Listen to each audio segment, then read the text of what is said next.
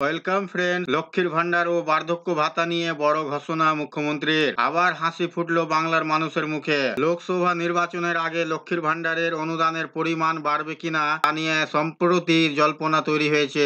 এরই মধ্যে আবার আবেদন করা সত্ত্বেও অনেকের ব্যাংক অ্যাকাউন্টে এখনো লক্ষ্মীর ভান্ডারের টাকা ঢোকেনি। এদিকে দীর্ঘদিন ধরে আবেদন করার পরেও বার্ধক্য ভাতা পাচ্ছেন না বহু বয়স্ক মানুষ। এমন একটা মিশ্র পরিস্থিতিতে লক্ষ্মীর ভান্ডার ও বার্ধক্য ভাতা নিয়ে বড় ঘোষণা করলেন মুখ্যমন্ত্রী মমতা বন্দ্যোপাধ্যায়। আর তাতেই আবার হাসি ফুটেছে বাংলার মানুষের মুখে। বিভিন্ন সূত্র থেকে শোনা যাচ্ছে, আসন্ন লোকসভা নির্বাচনে ভালো ফল করার জন্য বাংলার শাসক দল তৃণমূলের পক্ষ থেকে রাজ্য সরকারের চালু করা সামাজিক প্রকল্পগুলিকে হাতিয়ার করা হতে চলেছে। এরই মধ্যে রাজ্যের মহিলাদের সমর্থন একচটিয়া ভাবে পেতে মুখ্যমন্ত্রী মমতা বন্দ্যোপাধ্যায় লক্ষ্মীর ভান্ডারের অনুদান বাড়াতে চলেছে এমন একটি জল্পনাও ছড়িয়েছে। উল্টো দিকে আবেদন করা সত্ত্বেও অনেকের ব্যাংক অ্যাকাউন্টে লক্ষ্মীর ভান্ডারের অনুদান না ঢোকার বিষয়টি হাতিয়ার করেছে বিরোধীরা। পাশাপাশি কেন বয়স্করা বার্ধক্য ভাতা পাচ্ছেন না তা নিয়ে প্রশ্ন তুলছে বিরোধীরা। এই পরিস্থিতিতে যাবতীয় সংশয় দূর করতে সম্প্রতি মুখ খুলছেন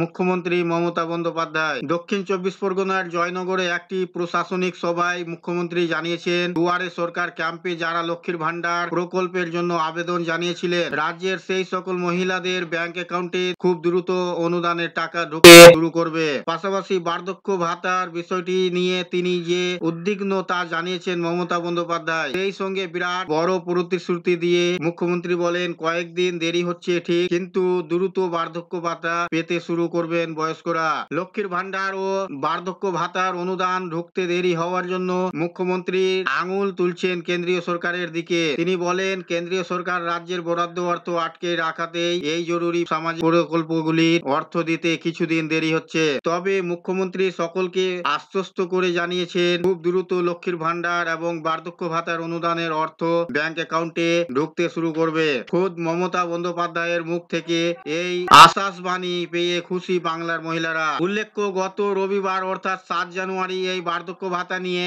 এক নজরবিহীন পদক্ষেপ করেছেন ডায়মন্ড হারবারের সাংসদ তথা তৃণমূলের সর্বভারতীয় সাধারণ সম্পাদক অভিষেক বন্দ্যোপাধ্যায়। সরকারের ঘর থেকে বার্ধক্য ভাতার অনুদান আসতে দেরি হচ্ছে দেখে তিনি নিজে থেকে ডায়মন্ড হারবার লোকসভা কেন্দ্রের ৭৬,০০০ প্রবীণ নাগরিককে বার্ধক্য ভাতা দেওয়া শুরু করেছে। জানিয়েছেন, যতদিন না সরকার ভাতা চালু করছে ততদিন তিনি প্রতি মাসে মাসে এই বার্ধক্য ভাতা দিয়ে যাবেন। এর পরপরই মমতা বন্দ্যোপাধ্যায়ের এই ঘোষণা হাসি ফুটেছে বাংলার লক্ষ লক্ষ মানুষের মুখে।